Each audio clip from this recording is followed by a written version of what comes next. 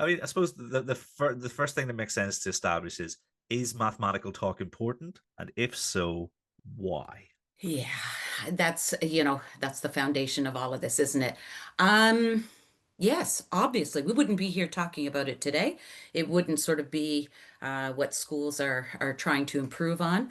And I think in my opinion, it is about when children are talking, it's giving me an insight into what's going on inside of their head. So, as opposed to just what is their answer on a sheet that they have put down, um, if they are talking, I am then able to I think mathematical talk unlocks misconceptions. It it shows me where those errors are happening because they're talking about it. So yeah, incredibly important. Do you see mathematical talk primarily as a vehicle for reasoning, or is it more a way of revealing understanding to a teacher? I mean, if they were, say, for instance, on a seesaw, which does either side get more of a weighting in your mind? Well, I mean, it certainly wouldn't be one or the other. It's definitely both. Um, both for me, and I think, just going back to what I said about is mathematical talk important, it does reveal what is their understanding and what are their misunderstandings. So I think absolutely mathematical talk helps that. But I used to do workshops years ago, and we used to talk about reasoning as that continuum.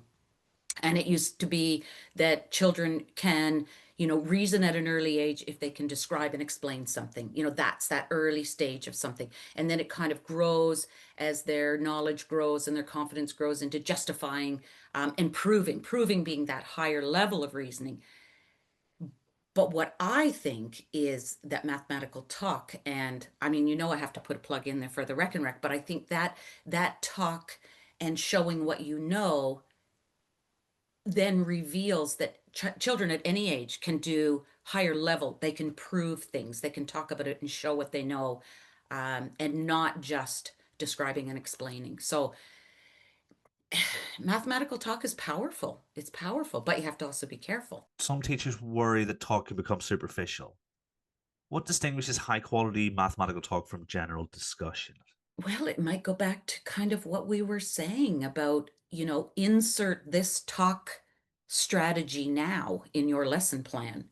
Show this, teach this, model this, then do, hedging and turn into, sort of insert that method now as opposed to it being, and that's superficial in my mind. That's superficial. It has to be real. I don't know if I should go there in this conversation, but I think I am going to go there. I hate controversy, but I've always sort of had a bit of an issue with STEM sentences, which are supposed to encourage mathematical talk because we get them to either chorally repeat it or to fill in the blanks.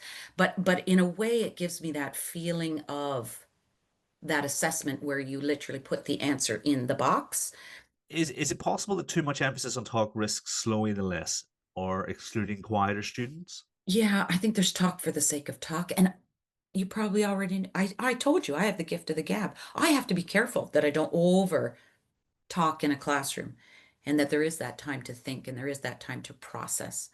Slowing the lesson, that's a frightening phrase, isn't it? We have a lot to cover in a curriculum. So there's that pressure. Got to keep it going, got to keep it going, got to keep it going. But there is richness around good mathematical talk and questioning, and there is that sharing of understanding. An example I'd really like to give at this point is if you think about how we teach, if I were to show you how I'm going to add 27 plus 36, yeah, I'm going to teach it the way I think because in my brain, I already know. I know the process I want to use. I know what works for me. It's efficient and it's accurate. We've mentioned some of the strategies that are available, but which strategies have you found most effective for promoting rich mathematical dialogue in the classroom? So is it just a focus on the type of thinking you want students to do and then representing that thinking and then giving them opportunities? Or are there any scaffolds you put in place to support them in developing their use of language to describe their thinking? Is it just mathematical talk is something that comes from deep mathematical thinking, or like, I mean, what would the Amy Howe approach be in your classroom, or is it the COP approach? For me, it isn't one thing, Kieran. It isn't this is the answer, this is the best. It is a combination of things. I think the classroom environment is also critical. It's key. It's key that children do have that enjoyment of maths because their maths teacher, has that passion for it. But I think it's a place where everyone is engaged to some extent, personalities included. Um, it's that ability to know when to have one-on-one conversations, when to do the turn and talk, pair, think, pair, share, the hedging, the come up and show what you know. There's so many ways. The Amy Howe approach reminds me of one of my slides that I use in every one of my workshops is, mathematics is not a spectator sport. You have to get in it and do it. You have to talk about it. You have to get engaged in it. Um, it's not them watching you model it and then they quietly sit and do it. I think I like my maths class to be a little bit of a buzz, a little bit of a chat, as long as it's focused on what they're doing. And and that's when I know I've got that environment that is where children want to talk.